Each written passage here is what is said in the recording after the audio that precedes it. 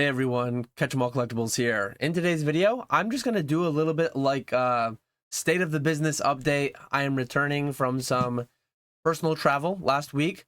I had the buy list taken down for the live streams. I am always, even last week, I was buying stuff. I'm always buying your packs, buying your slabs, buying your single cards.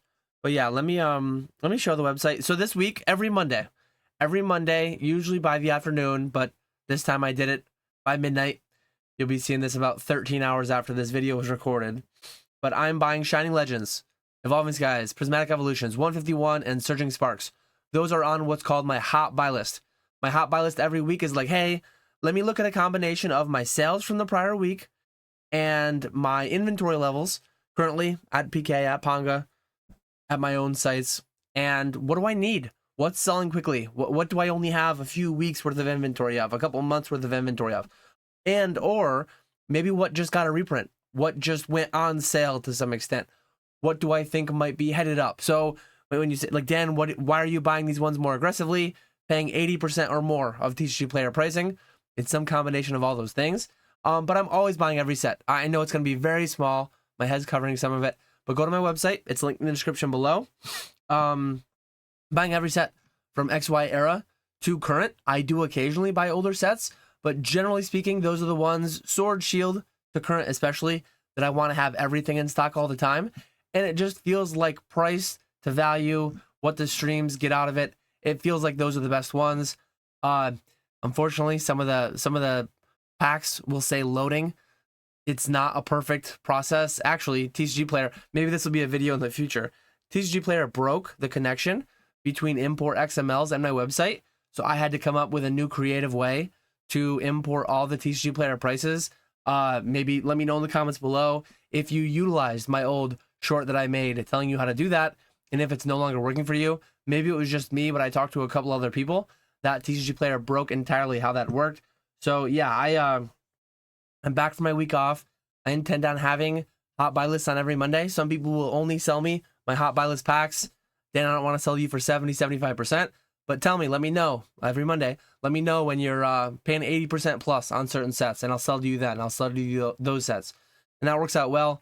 You send to me up front, or I send you goods and services payment through PayPal. And most people, though, 95+% of people will send to me first my PO box, add signature. It's fully insured on the way in. And once I verify, or I'll have you ship direct to PK or Ponga. Sometimes I do that as well. But depending on the sets, depending on who needs the inventory, I will pick one of 3 locations to send it to. And then once it's verified, same day, sometimes next day, depending on when it lands exactly. But I will pay you ACH, PayPal, friends and family, Zelle, Wire, whatever's the most appropriate, whatever's the most ideal payment method there. But yeah, I'm back from my trip, not feeling 100%, a little bit under the weather. So I just have a quick little update video on the plan moving ahead. As I said in last week's video, I am not, or sorry, in last week's live stream, I kind of did the YouTube thing. I did the title thing, last weekly live stream. Some people thought, like, man, Boom's over, Dan's packing it in, he's done, he's selling it all, and he's going to retire. My last weekly live, I am now doing, moving ahead, fortnightly lives like I used to do most of last year. Honestly, I think it was October that I started doing the live streamings every week solo, and then Poke Flips every other week. Now I'm doing Poke Flips every other week. So this Friday I'll be live on Poke Flips with Nick, Old School Pokemon, at the normal 1:15 p.m. Eastern time on Friday. And I won't be live solo though. I will be live next week. So every week it's either Poke Flips or my podcast, or my, not really a podcast, whatever you want to call it, my solo live streams. So those are there. I have a lot of videos coming up. As always, I always take suggestions. If you have any pertinent Pokemon related, Pokemon business related stories you want to have me do, let me know in the comments. I've got a lot of topic ideas. It's just a matter of when I'll prioritize them and slot them in for the current week. But May will be a lot of like recap and update videos. I will finally, I don't think I'll have every card sold, but I'm finally going to update on this. I'm going to update on the pallets. I'm going to do a little bit, I guess this one even is kind of a little bit of a business update. MetaZoo recently, last 2 weeks. Last 2 weeks, I've been running, Skya has been running on Saturdays. Saturdays at 2 p.m. Eastern, 12 p.m. Mountain Time. He's been doing MetaZoo case breaks. He's been doing case breaks where you could chase the poncho box if you buy into the sealed case, or you can buy just the regular art box work if you buy a loose box to rip or ship sealed. So that's been going well. It's nothing like Pokemon, and at some point I'll probably do a video. Maybe it'll be a MetaZoo Saturday video, or maybe it will just be a general quarterly update of the Pokemon live stream operation, and just kind of show you like the difference in the hourly revenue of a Pokemon stream and the liquidity and all that stuff of a Pokemon stream versus a MetaZoo stream. It vastly different. But that said, to have a new revived TCG, I ran 2 live streams. I compensated Skya well, and I made money also. I didn't know. I told him to run for a certain amount of time. If I lose money, I'm not worried about it. Well, 2 for 2. We're 2 for 2 now. Streams under our belts where I actually made money. So that's a good thing. Just a couple other video topics that I want to talk about. There's another pack math type 1. I've done a few of those. Chat GPT assisted, helping me with that heavy lifting on the statistics and such. I'm going to do some like old videos too, kind of holding myself accountable for some of the claims that I'd made, some that maybe panned out, some that maybe didn't pan out quite as well. But as always, like if people leave a comment, I will reply. If you leave a question, I will reply. I don't really do Q&A type videos since I'm live for a Q&A every week anyways on YouTube. Come ask me. But if you ask me a question in the comments, I'll answer it. I've been getting a lot more like, I'm very much Dan on the fence, nuance, gray area. Everything is nuance. I made a video on that recently. But if you ask me specifically, why did you buy that? Why did you sell that? What do you think the price of this holding of yours will be in a year, in 5 years, in 10 years? I'll do my best to answer them. I'm not going to be right on everything. I'll probably be wrong on most, depending on how particular you get, how exact you have to be on the pricing.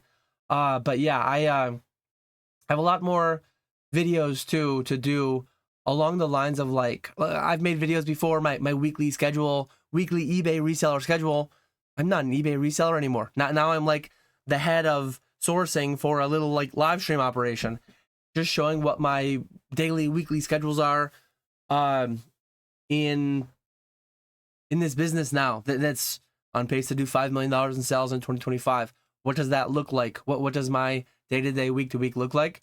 Very different than what it used to be, but it's going well.